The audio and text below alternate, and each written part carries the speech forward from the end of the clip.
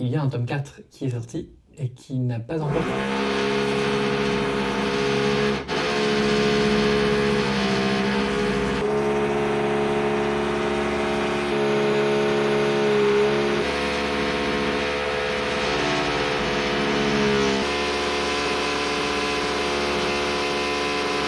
Et quel bonheur! Bienvenue dans cette nouvelle vidéo. Merci pour tous vos retours sur la dernière vidéo. Ça m'a fait trop plaisir de voir que vous étiez encore au rendez-vous et que vous étiez content de me voir. Donc c'est réciproque. Je suis trop content de filmer à nouveau. Aujourd'hui, le concept est assez simple, vous l'aurez vu dans le titre. Je vais essayer de reprendre tous les livres auxquels j'ai donné 5 étoiles sur Goodreads pour voir si, après un peu de recul, je suis d'accord avec moi-même. Parce que j'ai un peu tendance, ça j'ai remarqué, à donner 5 étoiles très vite, un peu trop facilement. Et du coup, l'idée c'est de voir, bon, en fait, est-ce que ça vaut vraiment 5 étoiles ou est-ce que, en fait, avec du recul, je suis là, mais pourquoi j'ai noté ça comme ça? Je me suis dit que j'allais prendre les livres de 2024 et de 2023. Comme ça, j'ai vraiment du recul. Le concept est assez bateau, vous l'aurez assez vite compris, et je vais vous retrouver très vite sur mon bureau pour pouvoir faire ça devant mon ordi. Donc, on se retrouve dans ce nouveau décor où je suis devant mon ordi, comme ça je vais pouvoir vous faire une super tier list. Donc, comme vous pouvez le voir, j'ai choisi les catégories en lien avec Drag Race France All Stars. Tout de suite, disclaimer, si vous n'avez pas vu la saison, je vais un peu la spoiler. Donc en fait, si vous n'avez pas vu la saison, déjà, honte. Honte à vous de ne pas l'avoir regardée en live. 2, honte à vous de ne pas l'avoir rattrapée depuis. Et 3, honte à vous de ne pas être intéressé par Drag Race France All Stars. Voilà. Les catégories. Donc, vous avez en haut Pounani Reine de France pour tous les livres où on aura beau dire quoi que ce soit, je resterai convaincu que j'avais raison, que c'était la bonne décision, que 5 étoiles étaient nécessaires pour parler de ce livre. C'était vraiment un coup de cœur exceptionnel et fondamental. Évidemment, pour ceux qui savent, vous savez bien, spoiler, que Pounani ne gagne pas, loin de là, la saison. Non! Pause. Spoiler, l'élimination de Pounani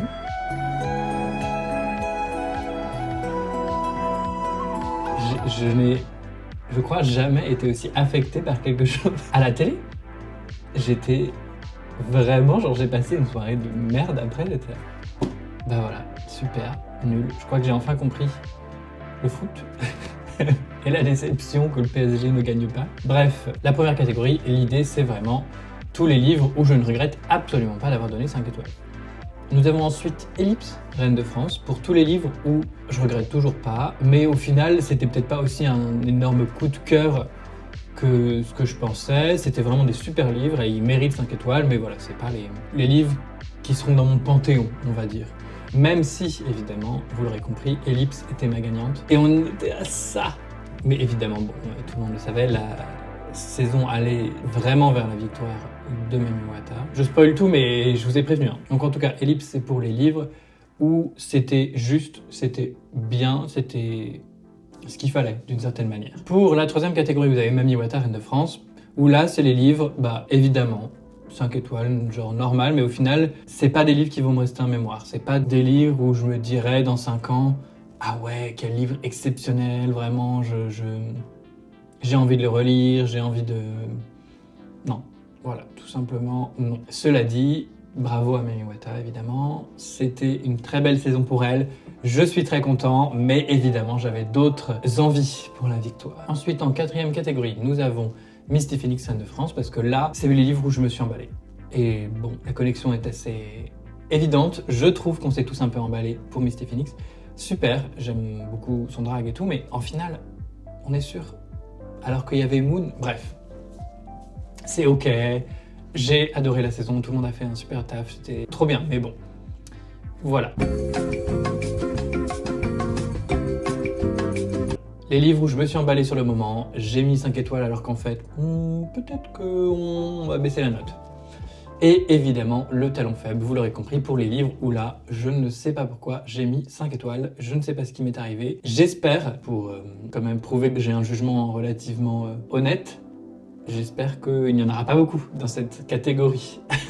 Voilà pour les catégories. Nous pouvons donc commencer cette merveilleuse tier list. Je vous ai épargné quand j'ai mis 5 étoiles à tous les tomes d'une série, par exemple, de graphique surtout. Je n'ai pas fait ça dans l'ordre chronologique. Je me suis dit que ce serait plus rigolo. Je ne vais pas non plus faire un résumé à chaque livre, puisque évidemment sinon on y est pour 3 heures. Puisque vous l'aurez bien compris, je mets beaucoup 5 étoiles, donc il y en a quand même un certain nombre. Donc ne perdons pas plus de temps, on avance, on y va. Le premier livre c'est La Maison des Feuilles de Mark Z. Danielewski, je crois, qui est on ne peut plus connu, je trouve. Maintenant on en entend quand même beaucoup parler un peu partout. Évidemment, je ne reviens pas sur ce que j'ai dit, c'est Punani. Évidemment, aucun regret. J'ai vraiment beaucoup aimé cette lecture et elle me restera vraiment en mémoire. Elle mérite les 5 étoiles que je lui ai données. C'est tellement original, c'est tellement impressionnant. Même si c'est pas forcément toujours l'expérience de lecture la plus confortable, la plus agréable, ça mérite vraiment cette place. Ensuite, nous avons, je vois 3 tomes de Death Note, je vais les faire dans la foulée. Puisqu'après, c'est pour ça que j'ai mis les 3 tomes, j'ai arrêté de donner 5 étoiles parce que j'ai trouvé vraiment que la qualité de la série allait en plongeant vers le bas. Le premier tome de Death Note, je dirais Ellipse. En fait, je pense qu'on peut tous les mettre dans Ellipse, parce que vraiment, je trouve le démarrage de cette série de manga est vraiment très très bon. C'est pas un coup de cœur, mais je l'ai relu plusieurs fois dans ma vie, donc c'est que il y a quand même quelque chose. Ça mérite cette place juste de... C'est un très bon livre qui mérite 5 étoiles. C'est pas un coup de cœur phénoménal chez moi, parce que j'ai pas envie de le mettre dans mon panthéon, tout simplement. C'est moi qui décide après tout. Ensuite, Demain les chiens. Ça c'est très intéressant, parce que je n'ai pas adoré mon expérience de lecture de chacune des nouvelles. C'était intéressant et on voyait bien qu'il voulait réfléchir, et ça j'ai beaucoup apprécié. J'ai surtout été touché à la fin par une sorte de postface écrite par l'auteur qui revient sur ses écrits, qui revient sur l'expérience d'avoir été très lu, très connu, qu'est-ce que ça lui a fait, et c'est ça presque plus qui m'a touché que le reste du livre. Donc est-ce que je me suis pas un peu emballé? Je trouverais ça pas juste de le mettre chez Mami Wata, parce que je vais m'en souvenir de ce livre justement. Il me reste en mémoire vraiment. En même temps, en termes de plaisir de lecture, est-ce que ça vaut Ellipse? Je suis pas sûr. Je propose un petit Mami Wata.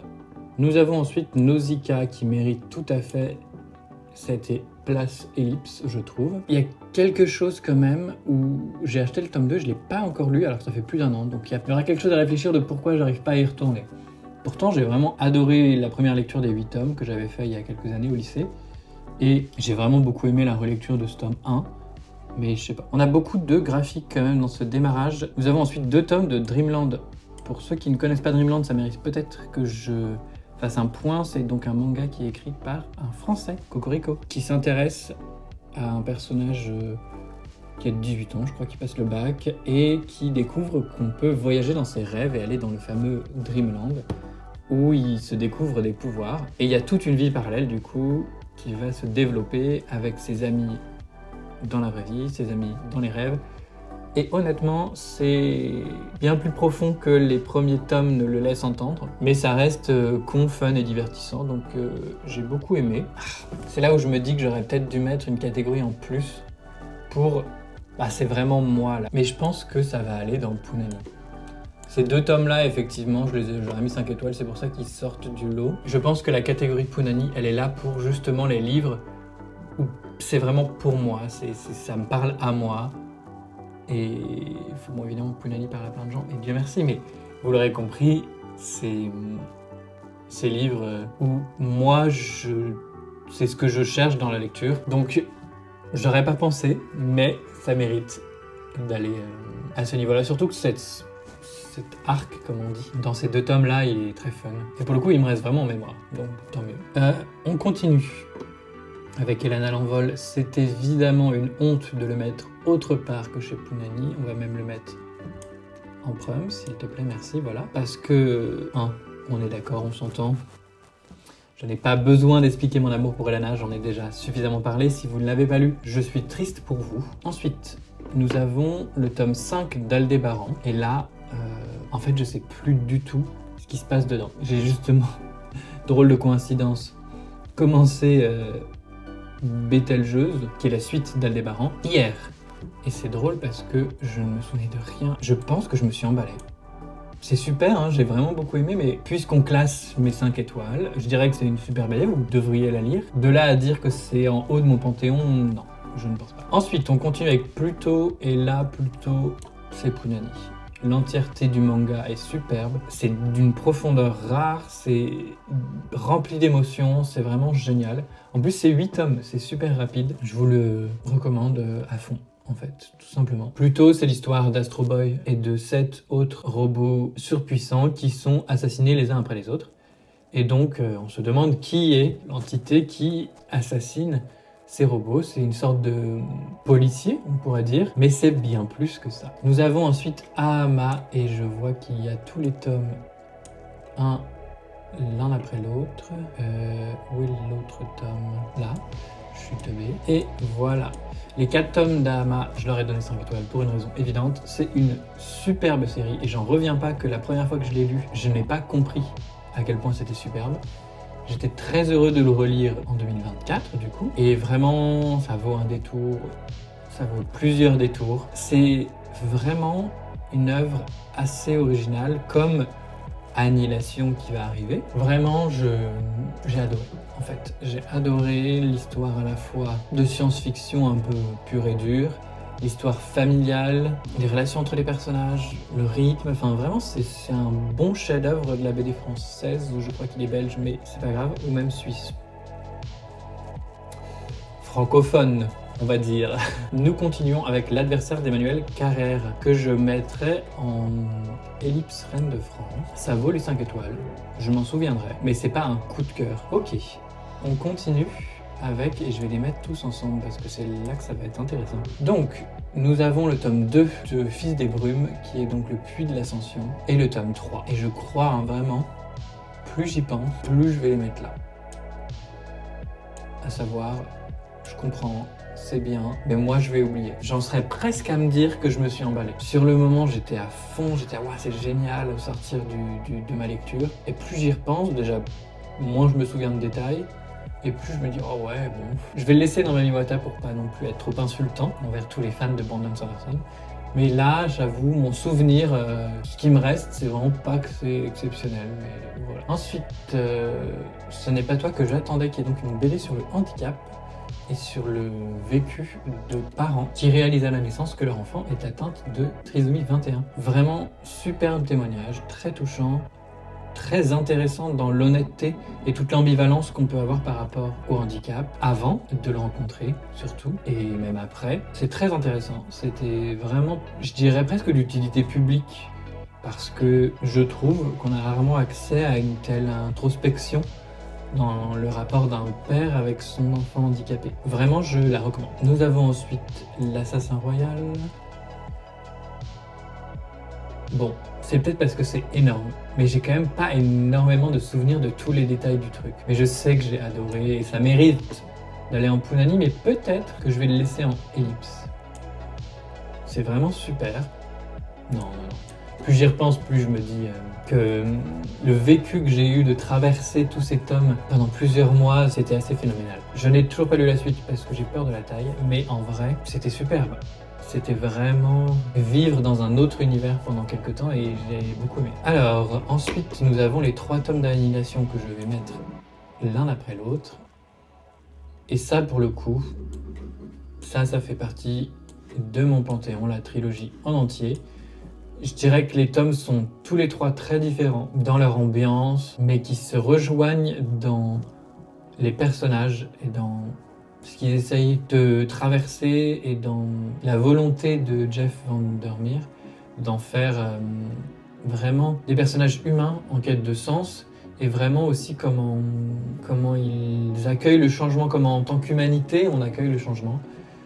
Je vais pas trop vous parler de la trilogie, je vous recommanderais presque d'y aller les yeux fermés, même si c'est relativement connu. Il y a eu un film qui est sorti, que j'ai vu et qui n'est vraiment pas du tout la même chose, donc attention, c'est vraiment une réinterprétation des thématiques et une réinterprétation de l'histoire en se basant sur ce cadre-là, sur cette base de narration, mais c'est pas la même chose. Et je vous recommanderais vraiment de lire les 3 tomes jusqu'au bout, parce qu'ils se complètent vraiment bien les 3. Et donc, j'en étais au fait qu'il y avait un tome 4 dans la trilogie du Rempart Sud, qui n'est pas encore traduit en français, mais que j'attends avec impatience. Ok. Ensuite, La fille dans l'écran. La fille dans l'écran, ça mérite un petit Mami Water. C'est vraiment sympa, c'est vraiment chouette. De là à dire que c'est au même niveau que tout ce qui est dans Punani, certainement pas. Ça ne mérite pas non plus le statut ellipse, bon livre, chef-d'œuvre, mais juste pas mon coup de cœur. J'ai aimé le lire, mais voilà, ça ne sera pas l'œuvre avec laquelle j'irai dans mon cercueil. Ensuite, Dîner à Montréal de Philippe Besson, que j'ai vraiment beaucoup aimé sur le moment. C'était intéressant, c'était une chouette œuvre. Maintenant, j'en ai très peu de souvenirs. Et en plus, bon, j'ai un peu l'impression que les livres de Philippe Besson se ressemblent pas mal. Ça reste super, hein. Je vais pas le mettre dans le talon faible, mais je me suis peut-être emballé. On continue avec Paper Girls. J'ai juste mis le tome 5 là parce qu'effectivement j'ai dans l'ensemble mis 5 étoiles je crois pour les 5 premiers tomes du coup. Et je crois que je me suis un peu emballé parce que vraiment, en fait c'était fun sur le moment, j'ai vraiment beaucoup aimé. Mais quand on compare à tout le reste, je dirais que c'est un peu du même acabit que Brandon Sanderson, le Fils des Brumes. C'est des livres où on est pris dedans, c'est intense, il y a des péripéties, il se passe des trucs, donc on apprécie le moment. Est-ce qu'ensuite, je regarde un souvenir phénoménal? Pas tant. Je dirais que j'ai quand même préféré Fils des Brumes à Paper Girls. Évidemment, nous continuons avec Vita Nostra. On se demande bien où est-ce que je vais le mettre. Pas d'explication à donner. C'est évidemment un des meilleurs livres que j'ai lu de ma vie, je pense, qui en tout cas colle parfaitement à que je veux dans mes lectures. Nous avons ensuite le tome 2 de Nevermoor et je vois aussi qu'il y a le tome 3, donc je vais les mettre ensemble. Le tome 2 que j'ai lu et le tome 3 que j'ai écouté. Je pense qu'ils vont dans Ellipse. C'était vraiment des super livres. J'ai vraiment préféré le tome 2 au tome 1 parce qu'on entre vraiment dans le côté plus académique, plus Harry Potter si j'ose dire de la chose. Le tome 3 commence vraiment à prendre en profondeur, un peu comme, si j'ose dire, Harry Potter, où on voit qu'il y a un peu plus ce public qui grandit, qui est confronté à plus de difficultés. Donc je vous recommande à fond Nevermoor, c'est vraiment des super livres et des super moments à passer, c'est très chouette. Ensuite, Carbone et Silicium, que j'ai trouvé très beau surtout, mais plus j'y repense, plus je dirais que c'est soit Mamiwata, soit Ellipse. Peut-être Ellipse pour le côté vraiment belle œuvre, bel objet, et qui vaut le détour. En revanche, j'ai trouvé ça dur parce que ça vient vraiment nous chercher sur l'anxiété par rapport au futur, etc. Et c'est pas évident, je trouve, de s'y confronter. Faut pas la lire dans un moment déjà difficile. Donc ensuite, Le Château des Animaux, que j'ai rassemblé ici. Les 3 tomes sont fun. J'ai hâte de lire la suite, c'était bien, vraiment. Je pense que ça vaut complètement Mamiwata. C'est parfait pour ça, je dirais. C'est tout à fait des livres qui méritent le statut de Reine de France, mais c'est pas les livres que moi je voudrais voir en Reine de France. Voilà. Le Château des Animaux, vous savez, c'est une réécriture de La Ferme des Animaux de Orwell, que je n'ai d'ailleurs pas lu en roman, mais qui est très captivant en BD. Dans l'ensemble, tout ce qu'on va voir ici, c'est des choses que je vous recommande. La suite, c'est Sally Rooney, Beautiful World, Where Are You? Ce Beautiful World, il est pas ici. Hein. Where Are You Indeed? Donc, ça, j'ai adoré, ça m'a vraiment parlé. Je comprends tout à fait qu'on puisse pas aimer et qu'on puisse trouver ça fade, chiant, inintéressant, mais pas moi. Moi, j'ai compris quelque chose, je me suis vu dans leurs réflexions, je me suis vu dans leurs doutes, et ça, c'est ce qu'on cherche, je pense, un peu tous dans la lecture. Donc, bravo à Sally Rooney d'écrire des livres pareils, j'avoue. Ensuite, 20th Century Boys, c'est donc une série de mangas qui est le même auteur que Pluto, et que Monster aussi d'ailleurs, que j'ai adoré. Je vais perdre la tête. Donc j'en étais à 20th Century Boys, que j'ai pas suffisamment aimé pour continuer. J'étais pas assez pris dans l'histoire, je m'ennuyais un petit peu, je m'attachais pas trop au personnage, je crois que je me suis un peu emballé. J'ai presque envie de le mettre dans le talon faible. Mais je pense qu'il faut que je lui redonne une chance. Donc je le mets dans le talon faible pour qu'il soit viré, entre guillemets, de mes lectures, et que je lui redonne une chance. Parce que je pense vraiment que ça peut valoir le coup. Et le principe est vraiment intriguant, hein. Je dirais que c'est peut-être plus une question de rythme. Je sais pas. En tout cas, je ne trouve ça pas nul, hein, bien sûr. Je précise. Mais je dirais que c'est un livre qui doit sortir de mes 5 étoiles, parce qu'en fait, je ne sais même pas pourquoi vraiment je lui ai donné 5 étoiles à l'époque. Nous avons ensuite Décomposé par Clémentine Beauvais, qui est donc une sorte de poème en prose autour du poème de Baudelaire, La Charogne, je crois, qui raconte Baudelaire et son amante qui se baladent et qui voient un cadavre de femme, et donc il en fait un poème. Et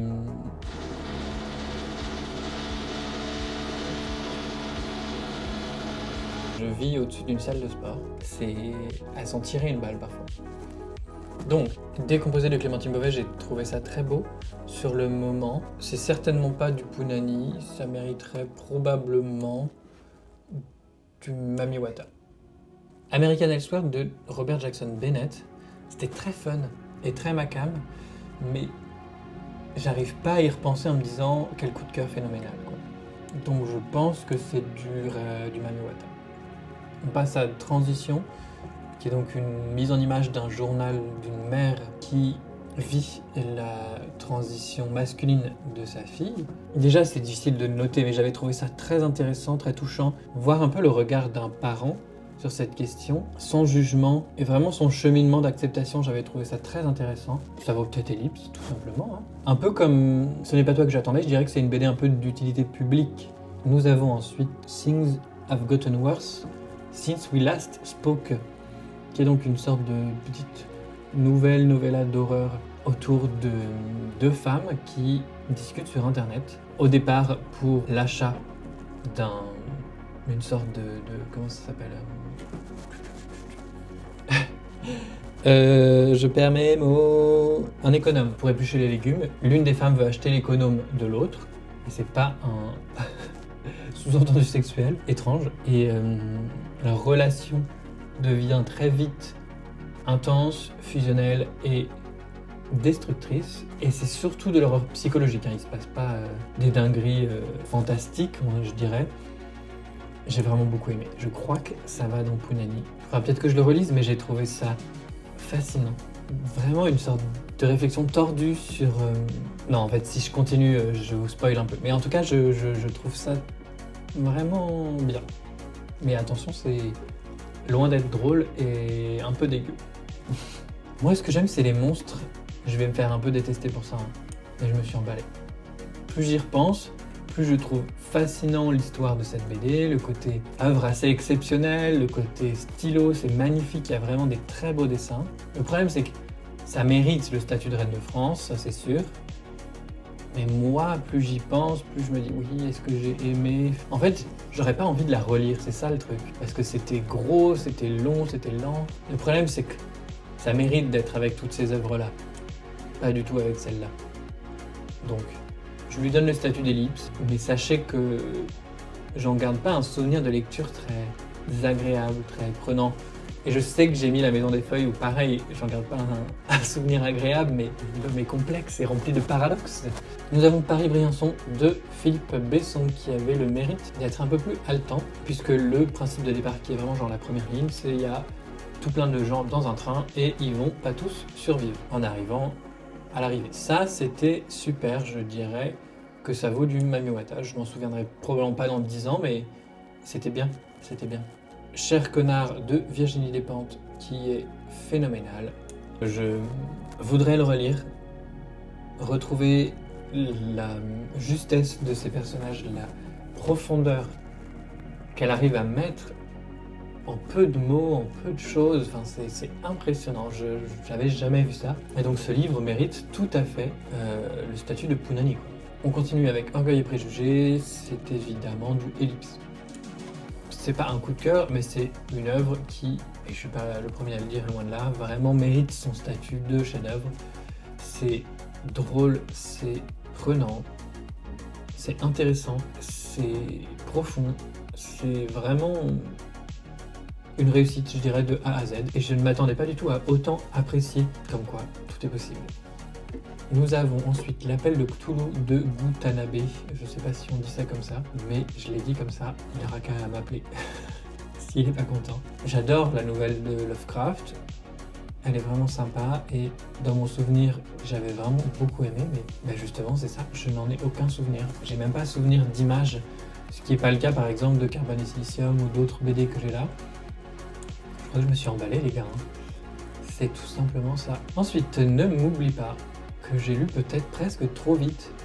Parce que du coup, j'en ai pas un souvenir très imprimé, je dirais, dans mon cerveau. Je sais que j'avais été très touché, que c'est très beau. Je pense que ça mérite ellipse, hein, tout simplement. Il y a ces moments dans la vidéo où je me dis, est-ce que les gens savent de quoi je parle? Parce que c'est vrai que du coup, je prends vraiment pas le temps de vous expliquer les BD. Je pars vraiment du principe que vous connaissez les livres dont je parle, ce qui est peut-être pas du tout le cas en fait. Est-ce qu'il y a des choses vraiment complexes? Ne m'oublie pas, c'est une BD sur Alzheimer, entre une petite fille et sa grand-mère. Le reste, c'est bon. Ok, la suite, Les oiseaux du temps, de Max Blackstone et j'ai oublié le nom, Amar al quelque chose je crois. Amal El Motar, pas du tout, j'étais pas si proche et pas si loin. Donc, Les oiseaux du temps, j'ai vraiment beaucoup aimé. C'est peut-être presque un petit peu trop chelou pour moi, mais bon, soyons honnêtes, c'est du Ellipse au moins, voire du Punani. C'était vraiment bien. Mais j'avais cette frustration d'être confronté à des images, à des représentations tellement détachées de mes normes que je n'arrivais pas à me les représenter. Du coup, bah ouais, j'étais un peu frustré parce que j'aurais voulu arriver à vraiment me représenter tout ce que les personnages écrivaient dans les lettres, et ce n'était pas le cas. Les oiseaux du temps, pour ceux qui ne connaîtraient pas, c'est donc une sorte de roman épistolaire entre deux agents d'agences temporelles opposées dans le sens qu'elles ont des projets pour le monde et le temps différents qui s'opposent, et on va voir au fil des lettres qu'elles se laissent à travers le temps, ça c'est très inventif, l'évolution de leur relation. Je vous le recommande vivement, c'est très beau, mais attention, c'est effectivement un peu complexe à se représenter ce qui s'y passe parce que c'est très poétique, très original, très inattendu. Nous avons ensuite Gone with the Wind qui est donc une adaptation en BD de ce roman. Il y a un deuxième tome qui est prévu pour clôturer l'œuvre. Est-ce que je peux avoir un avis sans avoir lu le tome 2? Mais je sais pas s'il est sorti, je crois. Je dirais que oui, je peux avoir un avis. En fait, le problème, c'est que j'en ai aucun souvenir. Au final, ça m'a pas marqué. Je sais que j'ai apprécié la BD, donc c'était pas nul, hein. Et je pense que l'histoire est bien, c'est ça qui sert la BD. Le dessin était plutôt beau, genre il n'y a rien à redire, juste... Je pense que... c'était pas aussi bien que ce que j'ai ressenti sur le moment. Ok, nous continuons avec le recueil de nouvelles qui s'appelle Nous parlons depuis les ténèbres, qui est un recueil de nouvelles d'horreur écrites par des femmes francophones. En fait, je crois que j'étais plus fan du projet que des nouvelles en elles-mêmes. Parce que plus j'y repense, plus je dirais qu'il y a une nouvelle que j'ai vraiment beaucoup aimée. La première. La dernière était bien, on sentait la qualité. Et toutes les autres, il y a du talent, il y a des bonnes idées, il y a des choses. Mais en fait, c'est ce livre qui m'a donné envie de faire cette vidéo. Parce que je me suis rendu compte, quand j'avais un ami à la maison et que je lui parlais des livres que j'avais lus et tout, que ce livre-là, j'arrivais pas à le recommander. Et que je n'envisageais pas de l'offrir parce que je ne le trouvais pas assez qualitatif au fond. Même si le concept est génial et je trouve ça super qu'elles aient fait ça et les nouvelles sont toutes relativement bien. Je viens de m'en souvenir d'une d'ailleurs à l'instant que j'avais plutôt aimé. Mais je crois que je me suis emballé. Je me suis vraiment emballé. C'est vraiment... la catégorie presque est faite pour ce livre. Je me suis emballé. C'est pas aussi bien que ce que j'en ai dit. Si vous aimez les nouvelles, si vous aimez les nouvelles d'horreur, bah allez-y, franchement, y a rien de nul à trouver. Mais c'est pas non plus phénoménal. Et d'ailleurs, je l'ai prêté à ce fameux ami qui m'a dit qu'il avait pas trouvé ça bien. Ensuite, j'ai mis un seul tome des 5 terres. C'est faux, il y en a un deuxième ici. Et un troisième ici. Quel immense mytho, j'étais persuadé d'en avoir mis qu'un seul. Bon, pas de blague. J'ai mis 5 tomes à tous les tomes des 5 terres.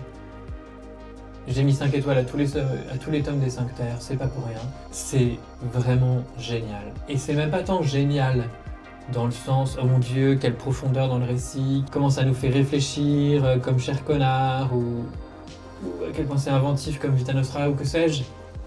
C'est juste un putain de divertissement exceptionnel, qui est qualitatif, qui est bien rythmé, qui est fascinant, qui s'approfondit de tome en tome. Enfin, si vous avez aimé Game of Thrones pour ça, pour ce côté pris dans une histoire qui ne prend pas pour des cons et qui avance et qui va être dense, on le sait, puisqu'il y a beaucoup de tomes, eh ben allez-y, parce que vraiment c'est que du bonheur, que du bonheur.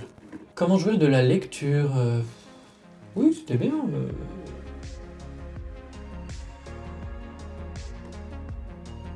Voilà, je dirais que c'est important comme lecture. De là à ce que ce soit un coup de cœur phénoménal, non. Mais c'était bien. Nous avons Tu mourras moins bête. Le tome 6 ou le tome 5, je ne sais plus. Le dernier tome qui est sorti en date, je crois que c'est le 6. Où le mettre? J'ai envie de le mettre dans Punani pour l'entièreté de l'œuvre Tu mourras moins bête. Et je crois que je vais le faire. Voilà, tout simplement. J'adore ce que fait Mario Montaigne. C'est vraiment de la vulgarisation scientifique très finement faite, avec un humour qui, moi, me parle complètement. Je suis désolé de le dire. Donc c'est que du bonheur, voilà, tout simplement. Ok, on avance. Nous avons Stéphane Plateau, Le Sentier des Astres, le premier tome Manèche, évidemment. Allez, je le mets un peu haut parce que ça vaut le détour. C'est du génie, j'ai adoré. Ce premier tome est vraiment bon. Nous avons ensuite le tome 2, et je réalise que je ne vois pas le tome 3, que j'ai lu pourtant. Dans tous les cas, tome 2 et tome 3 iront dans Ellipse Reine de France, dans le sens que c'était génial. C'est vraiment des superbes œuvres, mais elles ne m'ont pas fait l'effet du tome 1. Mais j'adore la saga en entière va dans Punani sans aucun doute. Mais effectivement, j'étais un petit peu moins emballé par le tome 2 et 3. Mais quelle histoire phénoménale, quel monde phénoménal, enfin je vous assure c'est dingue. Ensuite nous avons Mauvaise Herbe tome 3 et 4 qui vont direct dans Punani Reine de France. Mauvaise Herbe ça démarre difficilement dans le sens où c'est dur et on n'en sort pas trop pendant le premier tome. C'est donc l'histoire d'un policier qui intervient dans un lieu de prostitution infantile et qui du coup est très affecté par ce qu'il a vu, et il va retomber sur l'une des filles qu'il a vues dans ce lieu-là et il va décider de l'aider. Donc c'était dur au début et ça reste dur, mais disons que la lumière prend en ampleur au fil des tomes pour arriver vraiment à quelque chose, et on le voit d'ailleurs dans la couverture du tome 4, là c'est lumineux, c'est vraiment comment, un peu comme dans Cher Connard, comment deux personnes peuvent s'aimer et que ça ait vraiment une très belle fécondité pour chacun. Et comment dans la solitude on peut se retrouver. Enfin, c'est une œuvre magnifique. J'avoue, je n'y attendais pas autant. J'ai trouvé ça super. Nous avons Moon River, c'est tout à fait mon kiff. C'est une BD de Fab Caro et d'ailleurs il y en a une deuxième ici. On va les mettre tout de suite dans Punani parce que j'adore les BD de Fab Caro. C'est du génie de l'humour pour moi, c'est incroyable. Ensuite, et ça va être intéressant, nous avons Gideon Falls. Et c'est drôle parce que quand j'ai fait du coup, je suis allé chercher toutes les images pour cette tier list. Je suis retombé sur ces lectures, j'étais ah ben oui, j'ai lu ça, j'avais complètement oublié. Je ne sais même plus ce qui se passe dans les tomes auxquels j'ai mis 5 étoiles, qui sont donc le tome 3 et le tome 4. Je crois que je me suis emballé, les gars. Je crois que je me suis emballé. C'était sûrement bien et je recommande. Et d'ailleurs, encore une fois, je le dis surtout pour moi parce que je n'assume pas de dire que finalement j'ai un peu moins aimé que ce que je disais. Mais si c'est là, c'est que c'est quand même bien. Hein. Nous ne sommes pas confrontés à des livres de merde. Donc, si vous avez envie de le lire, allez-y. Au contraire, c'était super. Et vous pouvez d'ailleurs aller voir les vidéos où j'en parle, donc qui sont un peu mes premières vidéos, pour vous faire une idée de ce que j'en pensais à l'époque. Et faire le contraste avec ce que j'en pense maintenant. On continue avec Elana MDR. Est-ce qu'il y a une question à se poser? Certainement pas. Ensuite, nous avons Norse Mythology de Neil Gaiman, qui est donc un recueil de récits mythologiques réécrits par Neil Gaiman, qui est très sympa. Et je dirais que ça mérite tout à fait le Mamiwata. Ensuite, c'est Il était une fois la France, qui raconte l'histoire d'un personnage historique que moi je ne connaissais pas du tout, qui était en gros à la fois collabo, à la fois à aider la résistance, qui est un immigré russe, qui est devenu politicien ensuite en France, enfin, qui a une histoire assez folle. Si vous aimez un peu House of Cards, je vous recommanderais vivement. C'était vraiment très très bien. Je m'y attendais pas, j'ai trouvé ça chez mes parents, j'étais ah oui, vous lisez ça? Et ils étaient là, bah oui, vas-y, lis-le, c'est super et tout. J'étais ah bah oui, c'est super. C'est très BD franco-belge, on va dire, mais en même temps, on s'en bat les couilles. C'était une super histoire. C'est une histoire prenante avec un personnage très gris, très ambivalent et qu'il est difficile d'apprécier, mais justement, c'est fascinant de suivre un peu ses actions et ses mésactions. Ensuite, nous avons, je crois que mon fils est gay, je crois que c'est le tome 2, parce que j'ai pas mis 5 étoiles pour le tome 1, je sais même plus pourquoi. Ah, c'était fun, hein. Je pense que ça peut aller dans Mami Wata Reine de France. En fait, le problème, c'est que je m'en souviens pas du tout. Je pense pas que je me sois emballé, en fait, c'est pour ça. Je dirais que c'est un peu comme La fille dans l'écran. C'était sympa. Et en fait, il y a plein d'autres tomes, donc il faudrait que je les lise, mais je les ai pas trouvés à la bibliothèque, tout simplement. Alors, nous continuons avec Le sang de la cité de Guillaume Chamanadjian. J'avais vraiment adoré. Je pense que ça va dans Ellipse. Si je continue la trilogie, si j'y arrive, parce qu'en fait, je sais pas pourquoi je n'arrive pas à les lire, à me lancer dedans. Je pense que la trilogie ou l'hexalogie, je sais pas comment on dit, irait probablement dans Pounani Reine de France, mais là, pour le moment, le tome 1 était vraiment bien fun, a joué tout à fait son rôle, donc c'était très bien. The Nice House on the Lake, évidemment, je vais le mettre là.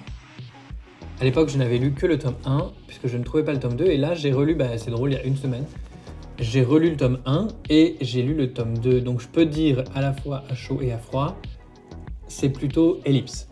C'est pas un coup de cœur phénoménal, comme peuvent l'être les autres qui sont en Pounani, mais vraiment, c'est de la super BD. C'est fun, j'ai hâte de voir où ça va parce que j'étais très perturbé par le tome 2. Je pense qu'il faudrait que je le relise parce qu'à mon avis, j'ai pas tout compris de ce qui s'est passé. Déjà, ce qui n'aide pas à avoir un avis clair. Et en plus de ça, il diffère quand même pas mal du premier. Enfin, quoi qu'il arrive, c'est vraiment super. Ensuite, nous avons Fleabag. Ça, pas de surprise, c'est Pounani. C'est le script de la série que j'ai lu et c'est un bonheur, qu'importe le format. Ensuite, Zephyr Alabama de Robert McCammon, je crois. Ça, pour le coup, plus j'y pense, plus je crois que j'ai vraiment aimé l'atmosphère dans laquelle on évolue dans ce livre et l'enfance qui nous est montrée et cette douceur et en même temps la réalisation petit à petit que le monde est plus dur qu'on ne le pense. C'était sublime et je crois que j'ai vraiment envie de le relire et je pense que ça mérite sa place dans Pounani Reine de France. Nous avons Peau d'homme qui est génial. Ça j'ai adoré Peau d'homme. Hop, c'est une BD qui a été d'ailleurs adapté en pièce de théâtre. Je ne sais pas si vous l'avez vu avec Laure Calamy. Mais si vous l'avez vu, je suis hyper curieux de vos avis parce que j'avoue, je suis tenté, vu comme j'ai adoré la BD, d'aller voir.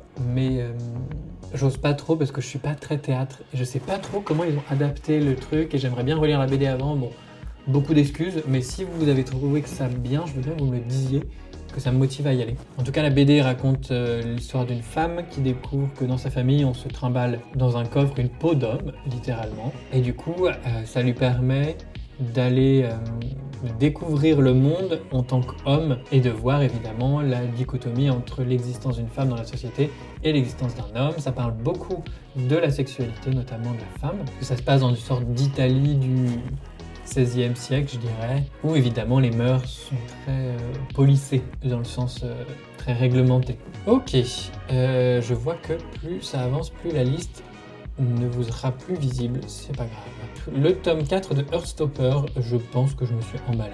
En fait, j'aime bien Heartstopper en tant que livre à lire, c'est toujours cute et sincère, comme je l'ai dit dans mon vlog récemment. Mais ça ne passe jamais le stade de coup de cœur. Donc je pense qu'il faut que j'arrête de donner 5 étoiles. C'est super, c'est des bons livres, lisez-les, c'est bien, mais voilà. Nous avons ensuite Il faut flinguer Ramirez 1 et je vais mettre le 2 avec, qui sont pour moi des super BD qui rentrent parfaitement dans Ellipse. C'est très fun, c'est l'histoire d'un employé de bureau qui vend des aspirateurs, qui est muet, et qui se retrouve, entre guillemets, impliqué dans des histoires de mafieux mexicains parce qu'il ressemble, à s'y méprendre, à un assassin qui officiait il y a quelques années. Et du coup, la question que tous les Français se posent, c'est est-ce que c'est juste un random, un kidam qui se retrouve au mauvais endroit au mauvais moment, ou est-ce que c'est vraiment l'assassin et on ne sait pas. Et le style graphique est exceptionnel, l'humour est vraiment réussi, il y a tout plein de pubs pour des objets fictifs qu'on retrouve dans la BD, qui sont mises comme une page de pub entre deux chapitres de la BD par exemple, et c'est très fun, j'aime beaucoup ça et j'adore le dessin. Dans l'ensemble, ça se lit vraiment comme un film d'action, on s'ennuie jamais, c'est vraiment des super BD. Je ne sais même pas pourquoi je les mets pas dans Punani, mais Ellipse, c'est pas non plus une honte. L'Arabe du futur, tome 6, j'avais mis 5 étoiles probablement parce que c'était la fin. J'ai adoré l'Arabe du futur. Je vais le mettre dans Ellipse parce que je me souviens plus du tout ce qui se passe dans le tome 6 en particulier, mais l'Arabe du futur, de manière générale, est vraiment une super BD. C'est génial et j'ai vraiment envie de le relire en entier. Oh my god, ça fait 1 heure que je tourne, il faut qu'on avance. Donc, Les Nageurs de la Nuit, qui raconte l'histoire dans la Pologne de l'époque soviétique. C'est une histoire d'amour entre deux hommes qui vont politiquement aller dans deux directions différentes. Je pensais que ça allait beaucoup se porter sur ça, sur cette conflictualité dans leur relation par rapport à leur vision politique. En fait, c'est avant tout, je dirais, le récit d'un coming out. Et même la relation en elle-même n'est pas du tout le cœur du roman. Donc c'était super, je dirais que c'était bien. Est-ce que ça va me rester en mémoire? Clairement pas, donc je pense que ça vaut plus le Mamiwata Award. On continue avec Piranèse de Susanna Clarke qui va évidemment là-haut, sans aucun doute. Nous avons ensuite Le Cœur des femmes, la BD qui va tout à fait dans Ellipse. C'est vraiment comme transition, comme ce n'est pas toi que j'attendais. C'est une BD pour moi d'utilité publique qui parle notamment du rapport de la femme avec la médecine, ou plutôt du rapport de la médecine avec la femme. Et c'est très intéressant. Vraiment, ça, je trouve, fait un peu prendre du recul sur notre manière de penser la médecine, de penser le soin, et de réfléchir éthiquement à tout ça. Ensuite, nous avons les 3 tomes de Lightfall qui sont tout à fait du Ellipse, tout craché. On adore, c'est vraiment génial. C'est du talent, c'est très bien réussi cet équilibre entre une BD pour enfants qui en même temps est très sombre mais pas déprimante. Donc idéal pour effectivement les enfants. Ok, on arrive à la fin, il ne reste plus beaucoup, une dizaine. Nous avons Chinese Queer que j'ai vraiment beaucoup aimé. Pareil, je le mettrai dans Ellipse, même si c'est une BD qui est beaucoup moins accessible que le reste. Je trouve le dessin difficile à apprécier, même s'il y a des planches qui sont magnifiques. Et l'histoire, pareil, c'est vraiment des personnages très antipathiques qui ne font pas un effort pour être appréciés, qui sont très humains, et ça parle vraiment de cette difficulté d'être gay dans notre monde contemporain, en l'occurrence en Chine, vous l'aurez compris. Le tome 1 d'Irayasumi que j'ai vraiment adoré. Pareil, c'est du Ellipse, c'est génial. Ensuite, on a Plastop, le tome 1. Et alors ça me fait rire parce que vraiment, je n'en ai aucun souvenir. Je me souviens que j'avais aimé le dessin, aimé le concept de... C'est un monde où la pollution a détruit l'humanité, je crois, et du coup, on suit l'histoire d'insectes qui ont survécu à la pollution et qui ont créé des espèces de sociétés un peu médiévales, en mode héroïque, fantasy, tout ce que tu veux. Je pense que, comme Gone with the Wind, c'était une BD que j'ai beaucoup aimée, mais je crois qu'elle mérite pas d'être dans mes 5 étoiles. Pas tant parce qu'elle le mérite pas, mais juste parce qu'en fait, je n'ai aucun souvenir, j'ai aimé, mais j'ai pas adoré quoi en fait. On a ensuite un bref instant de splendeur qui, je pense, ne gagne pas le statut de Punani parce qu'il y a des moments, un peu comme Les Oiseaux du Temps, qui m'ont frustré par leur complexité, ce qui fait que j'avais du mal à comprendre en fait ce que l'auteur essayait de nous dire. Pas de manière symbolique, hein, juste purement et simplement, j'étais quoi? J'essayais de relire les pages, j'étais mais je comprends rien, qu'est-ce que tu dis là? Qu'est-ce que tu racontes? Les transitions sont invisibles parfois, et t'es là, oula! Pourquoi on parle de ça d'un coup? Enfin, c'est très touchant, très beau et très poétique, on l'aura compris, mais il m'a manqué effectivement cette clarté qui m'aurait aidé à apprécier d'autant plus le livre. Ensuite, Le Serment des Lampions, que The Riddler a dit être pas si ouf. Moi je lutte dans le sens inverse. J'ai adoré Le Serment des Lampions, c'est l'histoire d'un groupe d'amis qui décident de suivre à la suite d'une sorte de festival dans leur village où ils lancent des lampions dans une rivière. Ils décident de les suivre pour voir où est-ce qu'ils vont. Et ils vont entrer dans un monde complètement inédit, je dirais, très intriguant parce qu'on en sait très peu et on voit bien qu'il y a une densité bien plus large. Et c'est l'histoire d'une amitié avant tout. entre deux de ces jeunes notamment, et comment leur relation au fil du voyage va évoluer, comment ils vont apprendre à se découvrir en découvrant le monde. Moi j'ai trouvé ça sublime, j'adore le dessin, ça me donne envie de la relire là j'avoue. On a ensuite Le Chant d'Achille par Pitié Thibaut avance plus vite parce que ça dure trop longtemps. Le Chant d'Achille qui mérite le statut d'ellipse, je pense que je ne l'ai moins aimé que ce que j'aurais pu aimer, parce que tout le monde en a tellement fait une critique dithyrambique que j'étais là, oui, bon, bah oui, c'est bien, quoi, mais voilà. Et presque par anticonformisme, j'avais pas envie de dire que c'était un coup de cœur phénoménal. Mais c'est très bien, évidemment, c'est très bien. Ensuite, Okai Hei, qui est donc une BD qui raconte la vengeance, un récit de vengeance dans l'Amérique. Époque cow-boy, époque tunique bleue. On suit voilà, la vengeance d'un Amérindien, je ne sais pas de quelle tribu, je ne sais plus. En tout cas, la BD est magnifique. J'ai presque envie de la mettre dans Punani, même si l'histoire ne m'a pas tant touché que ça. C'était une bonne histoire, il n'y a pas de critique à en amener dessus.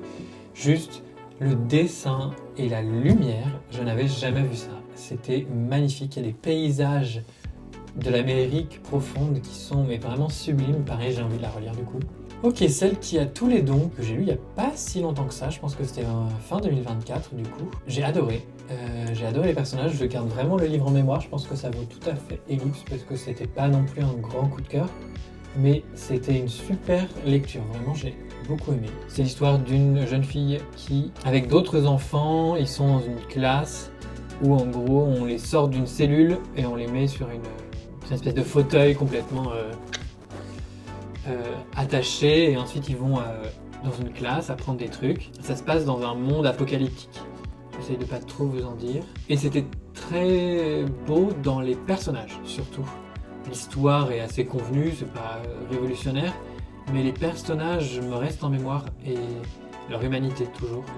J'ai beaucoup aimé. Ensuite, on a le tome 1 de Wind, qui est aussi écrit par James Tynion IV. Wind, c'est l'histoire d'un gamin dans un monde de fantasy, un peu steampunk, qui se découvre des pouvoirs. C'est une histoire assez classique, mais très intéressante, avec un angle un peu queer que j'ai beaucoup aimé. Et je dirais que ça vaut le Mamiwata Award. C'était très bien. Est-ce que je m'en souviendrai? Non. Est-ce que c'est du niveau de Lightfall ou autre? Non. Mais c'était super, j'ai beaucoup aimé. Ensuite, même moi, je vais devoir descendre pour aller chercher les derniers. Nous avons Arrête avec tes mensonges de Philippe Besson, et ça, pour le coup, j'ai vraiment beaucoup aimé. Donc je vais le mettre dans Punani Reine de France. C'est l'histoire de Philippe Besson et de son premier amour au lycée. Et il écrit ça de manière sublime. Moi, je trouve que c'était très très touchant et très poétique et très beau. S'il y a bien un Philippe Besson à lire, je dirais que c'est celui-là. Ensuite, Voleuse. Où est-ce que je vais l'emmener, Voleuse? Je vais l'emmener dans Mamiwata, Reine de France, je pense. J'ai beaucoup aimé l'angle français de la chose, le fait que les élèves passent le bac, qui sont au lycée. Quand je dis élève, je pense à personnage, évidemment. C'est une petite histoire très mignonne, mais comme Wind, bon, j'ai beaucoup aimé, mais je sais pas si ça mérite Ellipse ou Punani. On a ensuite Dans la tête de Sherlock Holmes, qui est une sorte de récit un peu inventif, où il y a plein de dessins, où on va dans sa tête et il fouille dans ses idées. J'avais vraiment beaucoup aimé, j'ai lu le tome 2 depuis, je sais pas pourquoi il est pas là. Mais c'était très fun et je dirais Mamiwata. Une très belle œuvre, mais c'est pas mon coup de cœur. Lettre perdue, je dirais pareil. Mamiwata, j'ai adoré le monde et l'histoire était intrigante. J'ai pas aimé la fin, la toute fin, j'étais là, waouh, oh c'était pas prévu ça. Et ça dessert un petit peu l'œuvre, je trouve. Et ensuite, eh bien, c'est tout, enfin c'était super, c'était, voilà. Et ensuite, nous avons Culotté, et là, Culotté, ça mérite le Ellipse Award, parce que c'est vraiment un livre d'utilité publique pareil, qu'on devrait apprendre à l'école. Ouh, ok. Donc, nous avons réussi cette tier list. C'est assez intéressant de voir que, dans l'ensemble, mes 5 étoiles sont très équilibrement quand même réparties, je trouve.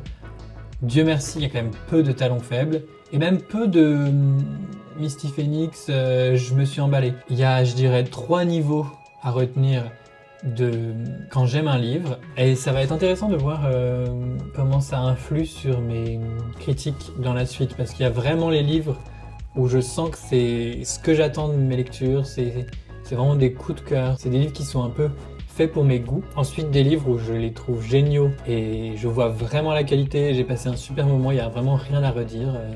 Juste, j'ai pas eu cet effet coup de cœur de ok, c'est le livre qui a été écrit pour moi. Et ensuite, des livres où je vois vraiment la qualité. J'apprécie ma lecture. Je trouve ça juste de donner une bonne note. Juste, c'est pas des livres qui vont me rester en mémoire plus que les autres, on va dire. Et c'est pas des livres où je trouve qu'il y a une qualité littéraire particulièrement haute. Peut-être aussi. Donc voilà pour mes 5 étoiles. J'allais dire il manque plein de livres, mais en fait c'est parce que je ne leur ai pas donné 5 étoiles sur Goodreads, c'est pour ça. Merci d'avoir suivi ça, j'espère que ça vous a intéressé un peu de décortiquer mes 5 étoiles. Je trouve ça très intéressant effectivement de voir que c'est pas parce que je donne 5 étoiles qu'en fait j'aime beaucoup le livre. Bref, c'était un peu l'intérêt de cette tier list. Je vous remercie d'avoir regardé cette vidéo, j'espère qu'elle vous aura plu. Moi je suis trop content de revenir sur un concept un peu con, un peu fun, qui prend pas la tête. J'espère qu'au montage ce ne sera pas trop long. Et puis je vous dis à très vite pour de nouvelles vidéos, de nouvelles aventures. Bye!